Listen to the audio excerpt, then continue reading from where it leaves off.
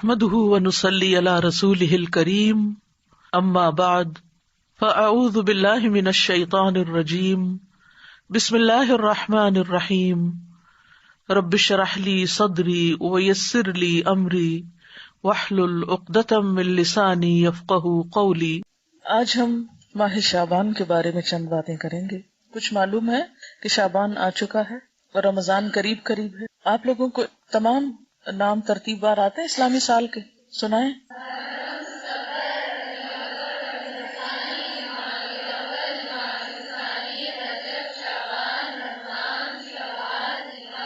اس میں سے حرام مہینے کون کون سے ہیں؟ رجب، شعبان، رمضان اور کیونکہ آپ نے رجب سے شروع کیا ہے تو میرا خیال تھا کہ محرم، صفر، ربیع الاول کون سے ہیں پھر؟ محرم، رجب، ذوالقعدہ اور ذوالحج، ٹھیک ہے۔ اور حج کے مہینے کون سے ہیں؟ ٹھیک۔ اسی طرح رمضان کے علاوہ شعبان کا مہینہ بھی فضیلت والا مہینہ ہے، یعنی مہینوں کے آپ مختلف سیٹ بنا سکتے ہیں، جیسے حرام مہینے، پھر اسی طرح حرام مہینوں کے علاوہ حج کے مہینے، اور دیگر مہینوں میں عبادت کے مہینے جو ہیں وہ خاص طور پر رمضان، اور پھر رمضان کے علاوہ کچھ عبادت شعبان میں بھی، اور رمضان کے بعد کچھ عبادت شوال میں بھی، شوال کی ابتدا میں جو 6 شوال کے نام سے روزے رکھتے ہیں۔ تو آپ یوں کہہ سکتے ہیں کہ شعبان، رمضان اور شوال یہ 3 مہینے جو ہیں یہ خاص طور پر روزے جیسی عبادت کے لیے ہیں، ٹھیک ہے نا۔ جیسے آپ کو معلوم ہے کہ ہمارے دین میں کچھ عبادات فرض کے درجے میں، یعنی عبادات کون کون سی ہیں؟ ٹھیک ہے، نماز، روزہ، حج، زکوٰۃ، یہ 4 مشہور عبادات ہیں، ٹھیک ہے، جو فرض ہیں۔ نماز تو ہر روز پڑھی جاتی ہے، روزہ فرض تو رمضان میں ہے، اور پھر زکوٰۃ سال میں جس وقت بھی آپ کے لیے ڈیو ہو، اور حج ذوالحج کے مہینے میں۔ اب ایسا ہے کہ ذوالحج کے مہینے میں حج ہوتا ہے، لیکن 2 مہینہ پہلے سے ایک طرح سے قافلے روانہ ہونے شروع ہوتے ہیں، اور ایک طرح سے تیاری، یہ مینٹلی انسان اپنے آپ کو اس کام کی طرف لے جاتا ہے۔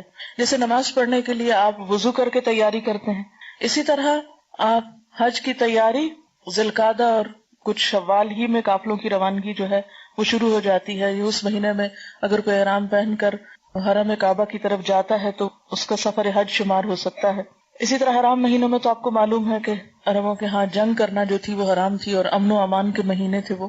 اسی طرح آپ دیکھیے کہ رمضان جو ہے ایک فرض عبادت کا مہینہ ہے، لیکن رمضان میں داخل ہونے سے پہلے اس کا اہتمام شعبان میں ہی شروع ہو جاتا ہے، یا اس کے لیے ذہنی تیاری شعبان سے ہی شروع ہو جاتی ہے، اور پھر یکا سلسلہ منقطع نہیں کیا جاتا، بلکہ کیا کیا جاتا ہے، شوال میں بھی کچھ روزے نفلی رکھے جاتے ہیں۔ اگرچہ شعبان اور شوال کے روزے نفلی روزے ہیں، لیکن یہ رمضان کے آگے پیچھے ہیں۔ تو شعبان، رمضان اور شوال یہ خصوصی طور پر روزے جیسی فرض عبادت کی ادائیگی کے مہینے ہیں۔ اب آپ دیکھیے کہ عموماً ہم جب چھٹے ہوئے روزے ہوتے ہیں سال بھر نہیں رکھتے، اچھا ابھی رکھتے ہیں۔ حضرت عائشہ رضی اللہ تعالیٰ عنہا کے ساتھ بھی ایسا ہی ہوتا تھا، وہ عموماً اپنے قضا روزے جو تھی وہ شعبان میں رکھتی تھی کہ اب اگلے سے پہلے پچھلا قرضہ چکا لوں۔ تو اسی طرح شعبان میں کچھ تیاری ہوتی ہے رمضان کی، پھر رمضان میں روزے رکھنے کے بعد اتنا دل لگ جاتا ہے روزوں کے ساتھ کہ رمضان ختم ہونے کا سب کو افسوس ہوتا ہے۔ پھر اس کے بعد بھی 6 روزے اور اتنی فضیلت والے دے دیے گئے کہ اگر وہ رکھ لیے جائیں تو اتنا اجر و ثواب ہے گویا آپ سال بھر روزے سے ہیں۔ تو انشاءاللہ تعالی رمضان کی فضیلت اور برکت تو آپ رمضان سے پہلے سنیں گے ہی، اور مزید اپنے آپ کو تیار کریں گے، لیکن اس عبادت کے لیے، یعنی روزے جیسی عبادت کے لیے شعبان کے مہینے میں بھی اس طرف متوجہ ہونے کی ضرورت ہے، اور تبھی آپ متوجہ ہوں گے جب آپ اس کی فضیلت اور اہمیت کو سمجھیں گے۔ اس مہینے میں نبی صلی اللہ علیہ وسلم سے جو عمل ثابت ہے وہ کیا ہے؟ روزوں کی کثرت۔ حدیث میں آتا ہے، ترمذی کی حدیث ہے، حضرت ام سلمہ رضی اللہ تعالی عنہا فرماتی ہیں، ما رأیت النبی صلی اللہ علیہ وسلم یصوم شہرین متتابعین الا شعبان و رمضان۔ میں نے رسول اللہ صلی اللہ علیہ وسلم کو 2 مہینے پے در پے یعنی مسلسل روزے رکھتے ہوئے نہیں دیکھا سوائے شعبان اور رمضان کے، یعنی اس میں آپ کیا کرتے تھے؟ کنٹینیوسلی روزہ رکھتے تھے۔ حضرت اسامہ بن زید بیان کرتے ہیں، میں نے عرض کیا اے اللہ کے رسول صلی اللہ علیہ وسلم، میں آپ کو کسی مہینے میں سوائے رمضان کے اتنے روزے رکھتے ہوئے نہیں دیکھتا جس قدر روزے آپ شعبان میں رکھتے ہیں۔ آپ نے فرمایا کہ لوگ اس رجب اور رمضان کے درمیان والے مہینے کی فضیلت سے غافل ہیں۔ لوگ رجب اور رمضان کے بیچ والے مہینے کی فضیلت سے غافل ہیں، وہ اس مہینے کی پرواہ نہیں کرتے، قدر نہیں کرتے، حالانکہ اس مہینے میں لوگوں کے اعمال اللہ کے سامنے پیش کیے جاتے ہیں، اور میری چاہت یہ ہے کہ میرے اعمال اللہ تعالیٰ کے سامنے روزہ داری کی حالت میں پیش ہوں، یعنی جب اللہ تعالیٰ کے سامنے پیش ہوں تو میں روزے کی حالت میں ہوں۔ اس حدیث کو سن کر آپ کو کیا احساس ہوا ہے، کیا خیال آیا ہے؟ جی آپ پیچھے آپ نے دیکھا ہوگا نا کہ جیسے کوئی شخص غلط کام کر لیتا ہے پھر کسی کے سامنے پیش کیا جاتا ہے، مثلاً آپ پرچہ دیتے ہیں، پیپر دیتے ہیں نا، تو اس میں کچھ گڑبڑ کر جاتے ہیں، کوئی سستی کرتے ہیں، غفلت کرتے ہیں، جواب صحیح نہیں لکھتے، پھر ٹیچر کے سامنے آپ کا پیپر آتا ہے، وہ کریکشن کرتی ہیں، پھر بعض اوقات آپ کو ہی بلا لیتی ہیں اور آپ کو پوچھتی ہیں یہ آپ نے کیا، کیا ہو گیا تھا آپ کو؟ اگر آپ ایک ایسے اسٹوڈنٹ ہوتے ہیں جو ادروائز بہت اچھے ہیں تو وہ آپ کی اس اچھائی کی وجہ سے کیا کریں گی، اس غلطی کو اگنور کر دیں گی۔ اسی طرح اگر آپ روزے سے ہیں اور آپ کا اعمال نامہ اس وقت یعنی سال بھر کا پیش ہو رہا ہے کہ اس سال میں ان صاحبہ نے یہ اور یہ نیکیاں کمائی ہیں، یہ اور یہ کارنامے کیے ہیں، یا یہ اور یہ بلنڈر کیے ہیں، وہ سب کچھ سامنے جائے گا۔ آپ دیکھیں کہ بعض اوقات غلط کاموں کو دیکھ کر، نافرمانیوں کو دیکھ کر آپ سوچ سکتے ہیں اللہ تعالیٰ کا غصہ کتنا بھڑکتا ہوگا۔ اگر کوئی آپ کی بات نہ مانے تو آپ کو کیسا لگتا ہے؟ کوئی آپ کی بات نہ مانے کیسا فیل کرتے ہیں آپ؟ کہتے ہیں کوئی بات نہیں، نہیں تو نہ سے نہیں مانتے، نہ مانے۔ جی آپ بولیے۔ یہ بتا رہی ہیں کہ اپنی میڈ کو یہ کچھ کام بتا کے آتی ہیں، جب واپس جاتی ہیں اور وہ نہیں کر کے رکھتی تو ان کو غصہ آتا ہے کہ میں نے بتایا بھی تھا پھر بھی تم نے نہیں کیا۔ بہت تکلیف ہوتی ہے نا، ایک بعض اوقات انسلٹ بھی فیل ہوتی ہے کہ اس کو کہا بھی ہے اور اس نے اس کی پرواہی نہیں کی، اتنی غفلت اور اتنی لاپرواہی۔ جی ہاں، دکھ اور افسوس بھی ہوتا ہے۔ تو آپ دیکھیے کہ جب آپ کا رجسٹر، آپ کے سال بھر کے کام پچھلے شعبان سے اب تک جو آپ نے کیا وہ جو پیش ہوتا ہوگا، ویسے تو اللہ تعالیٰ روز بھی دیکھتے ہیں نا، آپ کو ہر لمحہ جانتے ہیں۔ اس کو پھر میں ایک چھوٹی سی مثال کے ذریعے بات سمجھاؤں گی۔ جیسے آپ کی ٹیچر کلاس میں روز سبق سنتی ہیں آپ کا، ان کو اندازہ ہوتا ہے کہ آپ کتنا جانتے ہیں، لیکن پیپر دیتے ہوئے آپ کو کوئی وحشت آتی ہے کہ نہیں ہوتی ہے؟ کوئی ٹینشن آپ پر ہوتی ہے؟ حالانکہ آپ روز ٹیچر کے سامنے اچھا یا برا سبق سنا رہے ہوتے ہیں، یا کام کیا نہیں کیا، لیکن وہی چیزیں دوبارہ پیپر میں آتی ہیں۔ تو ہر ایک چیز کا اپنا ایک طریقہ اور ایک کرینہ اور ایک سلیقہ ہوتا ہے نا۔ تو بالکل اسی طرح روز آپ کا اللہ تعالیٰ کی نظر میں ہونا اپنی جگہ ہے، لیکن لکھے ہوئے اعمال، تصویریں کھینچی ہوئی آپ کی البم، تو سارے کے سارے جب ایک خاص انداز میں پیش کیے جاتے ہیں کہ یہ کتاب تیار ہے، اتنا عمل زیادہ، اتنا کم ہے، اور ہم اس سے غافل ہوتے ہیں تو اور تو کچھ نہیں کر سکتے۔ ایٹ لیسٹ اس مہینے میں حسب توفیق نیکی کے کام کریں تاکہ اعمال نامہ جب پیش ہو تو اللہ تعالیٰ ہماری غلطیوں سے درگزر فرمائے۔ اور آخرت میں تو پیش ہونا ہی ہے نا، یومئذ تعرضون لا تخفی منکم خافیہ، اس دن تم پیش کیے جاؤ گے، تمہاری کوئی چھپی ہوئی بات بھی چھپی نہ رہے گی۔ جو آج دنیا میں چھپا ہوا ہے نا وہ وہاں چھپا نہیں رہے گا۔ اور نبی صلی اللہ علیہ وسلم اپنے اعمال نامے کے پیش کرنے کے لیے کیا پسند کرتے تھے کہ اس حال میں ہو کہ میں روزے میں ہوں۔ جی بچہ نہیں کرتا ہے، بہت غصہ آتا ہے جب ہمارے ہمارے کہیں گے نا کہ میں نے طریقہ بتا دیا۔ انسانوں کے سامنے تو انسان بہانہ بھی کر لیتے ہیں، نہیں یہ ٹیچر یہ بات تھی، یہ وجہ تھی، لیکن اللہ تعالیٰ کے سامنے تو ہم کوئی بہانہ بھی نہیں کر سکتے۔ بس اللہ تعالیٰ کو کیا مطلوب ہے، ہمارا دل کدھر رجوع کر رہا ہے، ہماری سوچ کدھر ہے، ہمارے دل میں اس کی محبت کتنی ہے اور ہماری ایفرٹ کیا ہے اور ہم کتنا رجوع کرنے والے ہیں۔ اور بنیادی طور پر اللہ تعالیٰ کو آپ سے بندگی مطلوب ہے، عاجزی مطلوب ہے کہ آپ اس کے بن جائیں۔ جی آپ جی ہاں، جن کے اوپر ہمارا کوئی احسان نہ ہو، اگر وہ ہماری بات نہیں بھی مانتے تو کوئی دکھ نہیں اتنا ہوتا، کہتے چلو ٹھیک ہے اس کی مرضی۔ مثلاً آپ کوئی بازار میں ہیں، آپ کو کوئی ٹیکسی لینی پڑی، آپ ٹیکسی والے کہتے ہیں اپنے روپے میں آپ کو دوں گی، آپ مجھے اس جگہ پہنچائیں، وہ نہیں مانتا تو آپ کہتے نہیں تو نہ سے چلو میں کوئی اور کہیں معاملہ کر لیتی۔ کسی دکان پہ جاتے ہیں، آپ کوئی معاملہ کرتے ہیں، دوسرا شخص نہیں آپ کی بات مان، کہتے ہیں نہ سے کوئی بات نہیں۔ لیکن جس پر آپ نے احسان کیا ہو پھر وہ آپ کی بات نہ مانے، اور آپ دیکھیں کہ اللہ تعالیٰ کے ہم پر کس قدر احسانات ہیں، اور پھر ہم کیا کر رہے ہیں اور کتنا کر رہے ہیں۔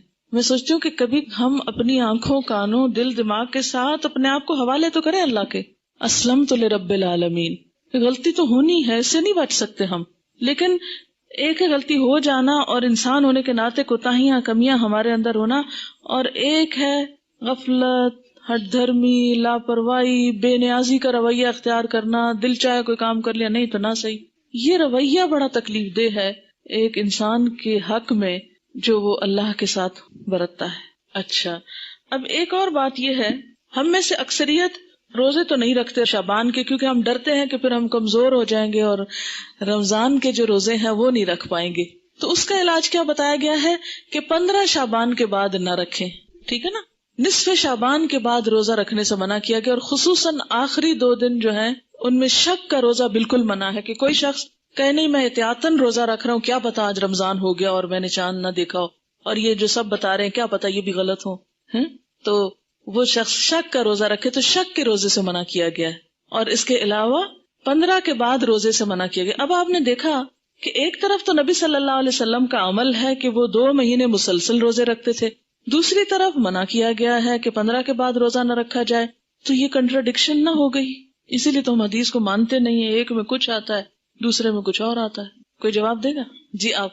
شابش، ٹھیک ہے، یاد رکھیے انشاءاللہ آپ اصول الفقہ بھی پڑھیں گے اور چیزیں بھی، اور بھی ذہن کھلے گا آپ کا.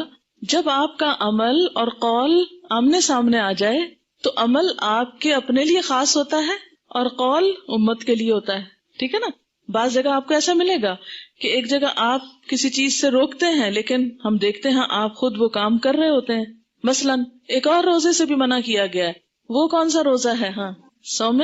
ماشاء اللہ آپ کی معلومات تو بہت ہے، بخاری پڑھتے ہیں نا، اس لیے کوئی فائدہ ہوا پڑھنے کا؟ الحمدللہ. سوم وصال سے منع کیا گیا. وہ کون سا ہوتا ہے سوم وصال؟ مسلسل روزہ رکھنا. کس طرح؟ جیسے صبح روزہ رکھا، افطار کے وقت افطار نہیں کیا، پھر اگلے دن کی اسی وقت نیت کر لی، پھر رات بھر کچھ نہیں کھایا، اگلے دن پھر روزہ. اس کو سوم وصال کہتے ہیں. آپ صلی اللہ علیہ وسلم خود ایسا روزہ رکھتے تھے کیونکہ آپ کی طاقت، جیسے انہوں نے فرمایا، آپ کی کیپیسٹی، آپ کی طاقت، آپ کا مقام اور آپ کی کچھ عبادات امت سے خاص تھی، کیونکہ آپ کا مقام بہت بڑا ہے نا. تو جتنا بڑا کوئی مقام کسی کا ہوتا ہے اتنی بڑی اس کی ذمہ داری بھی ہوتی ہے. ٹھیک ہے، تو جیسے آپ نے ہمیں سوم وصال سے منع کیا، اسی لیے عام لوگوں کو 15 کے بعد روزوں سے منع کیا گیا ہے، تاکہ وہ خوف میں نہ رہیں کہ ہم رمضان سے پہلے ہی کمزور ہو گئے ہیں. جیسے پہلے 15 دنوں میں روزے رکھیں، پھر اس کے بعد آخری 15 دنوں میں آپ آرام فرمائیں، پھر اس کے بعد رمضان کی ابتدا کریں. ٹھیک ہے. اچھا، نبی صلی اللہ علیہ وسلم کے کافی سارے خصائص ہیں، سورۃ الاحزاب میں شاید کچھ ذکر کیے تھے. تو خصائص ہیں آپ کے جو آپ کو امت سے خاص کرتے ہیں، کیونکہ آپ نبی ہیں نا، عام انسان کی طرح تو نہیں ہے. لیکن کچھ کام ایسے ہیں جو آپ نے عام انسانوں جیسے کیے ہیں، جیسے کھانا پینا، بازار جانا وغیرہ وغیرہ. خیر یہ تو ایک الگ بحث ہے. اچھا، اب مشکل یہ ہے کہ کچھ لوگ روزہ وغیرہ تو کوئی نہیں رکھتے مگر حلوہ ضرور پکاتے ہیں 15 شعبان کو، شب رات دھوم دھام سے مناتے ہیں. اب ہماری قوم کی اکثریت اس بات سے بالکل غافل ہے، بھولی ہوئی ہے. یہ جو ابتدائے شعبان ہے اس کے روزے کتنے فضیلت والے ہیں، لیکن حلوہ پکانے کی جو رسم ہے وہ بہت لوگوں کو پتا ہے. اچھا، اب بعض لوگ یہ بھی کہتے ہیں کہ یہ مردوں کی عید ہے. جی، کسی نے سنا ہے یہ پہلے؟ افسوس کہ ایسی میں نے آپ کو بتا دی ایک غلط بات. لیکن معاشرے میں کچھ جگہوں پر یہ مشہور ہے. تو یہ ہے کہ اس کو مردوں کی عید کہا جاتا ہے. تو اس ضمن میں بھی یہ ویسے بنیادی طور پر اس دن وہ ختم کا حلوہ ہی پکاتے ہیں اور مردوں کو ثواب پہنچانے کے لیے، اور اس قسم کی رسومات جو ہیں وہ ادا کی جاتی ہیں. اور اس کے لیے دلیل کیا دیتے ہیں؟ بعض کا خیال یہ ہے کہ نبی صلی اللہ علیہ وسلم کا دندان مبارک احد کی جنگ میں شہید ہوا تھا، تو اس وقت آپ سے روٹی نہیں کھائی جاتی تھی، آپ کو حلوہ پکا کر دیا گیا تھا. تو اس لیے ہم بھی حلوہ پکاتے ہیں، یعنی وہ اس سے ریلیٹ کرتے ہیں اس حلوے کو. آپ کو معلوم ہے جنگ احد کب ہوئی تھی؟ شاباش، شوال 2 ہجری میں ہوئی تھی. اب شعبان تو تھا ہی نہیں، یعنی جنگ احد 15 شعبان کو تو ہوئی نہیں. ٹھیک ہے نا؟ تو اب یہ کہنا کہ ہم اس لیے حلوہ کھا رہے ہیں ثواب سمجھ کے کہ وہ آپ صلی اللہ علیہ وسلم نے کھایا تھا اس دن. اور دوسری بات یہ ہے کہ عربوں کے ہاں یہ جس قسم کا آپ حلوہ پکاتے اور کھاتے ہیں اور جو رسم مناتے ہیں، اس طرح کا حلوہ یہ عرب ڈش نہیں ہے بیسیکلی. اس طرح کے حلوے کی ریسیپی فرق ہے. یعنی لفظ حلوہ جو ہے وہاں سویٹ کے لیے، مٹھائی کے لیے بھی استعمال ہوتا ہے اور سویٹس کے لیے بھی استعمال ہوتا ہے اور گھر میں پکائے ہوئے حلوے کے لیے بھی ہو سکتا ہے. ٹھیک ہے. لیکن یہ جو ہم عام طور پر سوجی کا حلوہ پکاتے ہیں اور ایک خاص طرح سے رنگ وغیرہ بھی ڈال لیتے ہیں بعض اوقات اس میں، تو یہ ہمارے اپنے ذائقے ہیں اور اپنے کھانے پینے کے سلسلے. اور پوری اس کا تو آپ سوچیں بھی نہ. آپ کو معلوم ہے صحابہ کرام نے پہلی دفعہ میدے کی روٹی کب دیکھی تھی؟ نبی صلی اللہ علیہ وسلم کے زمانے میں کبھی میدے کی روٹی پکی ہی نہیں تھی، پکائی ہی نہیں گئی تھی. اور آپ خود کیا تناول فرماتے تھے؟ جو کی روٹی، ان چنے آٹے کی روٹی. آپ کس شوق میں پوریاں پکاتے ہیں پھر؟ یہ کون سی سنت ہے؟ نہیں، ویسے ٹھیک ہے اپنے رواج کے لیے آپ پکائیں، مگر ایسی چیزوں کو اوائڈ ہی کریں تو بہتر ہے. تو اس لیے یہ کہنا کہ اس دن حلوہ پوری پکانا اس کی کوئی دلیل ہے یا اس کے پیچھے کوئی سنت ہے یا ثواب ہے، تو نہیں، یہ پھر ایک طرح سے بدعت ہو جاتی ہے. اچھا، بعض لوگوں کا خیال یہ ہے کہ اگر کوئی شب رات سے پہلے فوت ہو جائے اور اس کے نام پر حلوہ پوری نہ پکائی جائے تو وہ شخص اس وقت تک مردوں میں ہی نہیں شامل ہوتا. پتہ نہیں کہاں رہتا ہے وہ. پھر آپ اس کے نام پہ پکا رہے ہیں، کتنا ظلم ڈھا رہے ہیں کہ اس کو مردہ ثابت کرنے لگے ہیں یا مردوں میں شامل کرنے لگے ہیں. اسے رہنے دیں کہیں جیتوں میں. پھر جی ہاں، قبروں کی لپائی ہوتی ہے باقاعدہ. یہ پچھلے سال میں ملتان میں تھی اور میں نے خود دیکھی اور کچھ تصویر وغیرہ بھی دور سے اتاری کہ جو لوگ، یعنی مجھے یاد ہی نہیں تھا کہ آج 15 شعبان ہے. تو صبح کے وقت ہم گھر سے نکلے، اتنے لوگ قبرستان میں، اتنے لوگ. میں نے کہا خیر ہو، اتنے لوگ نعوذ باللہ کوئی اندر دفن ہو رہے ہیں یا کیا ہو رہا ہے. نہیں سچ مجھے پہلے نہیں سمجھ آئی کہ اتنا کیوں اس میں رش ہے نا. پھر تھوڑا سا ہم آگے گلی، وہ ہمارے ایک رشتے دار ہیں، ان کا گھر اس طرح ہے کہ جب ان کے گھر سے نکلتے ہیں تو گلی کے دائیں بائیں قبرستان ہے، پھر باہر مین سڑک پر آ جاتے ہیں تو پھر وہاں سے بھی نظر آتا ہے. جب ہم گلی سے نکل کے مین سڑک پہ پہنچے تو وہاں ایک سبیل لگی ہوئی تھی، تو اس سے پتا چلا کہ یہ عید کی طرح کا کوئی موقع ہے. اور پھر لوگ باقاعدہ لپائی کر رہے تھے، بچے بھی اور بڑے بھی قبریں لیپ رہے تھے اور پھر کو پھول ڈال رہے تھے اور کوئی رات کو وہ چراغاں کر رہے تھے. اب میں یہ سوچ رہی تھی کہ اگر ساری قوم سال میں ایک دن قبرستان کی صفائی کرنے لگتی ہے یا قبرستان میں جا کے لپائی اور اس پہ لگ جائے تو آپ دیکھیں کہ باقی کام کتنے رہ جائیں نا. اور پھر ہوتا کیا ہے، جب تک وارث جیتے ہیں کوئی لپائی آ کے کر دیتا ہے، جب وہ بھی چلے جاتے ہیں تو ختم ہو جاتا ہے سلسلہ. اب قبروں کو پکا کرنا یا ان کی بار بار لپائی کرنا، یہ بھی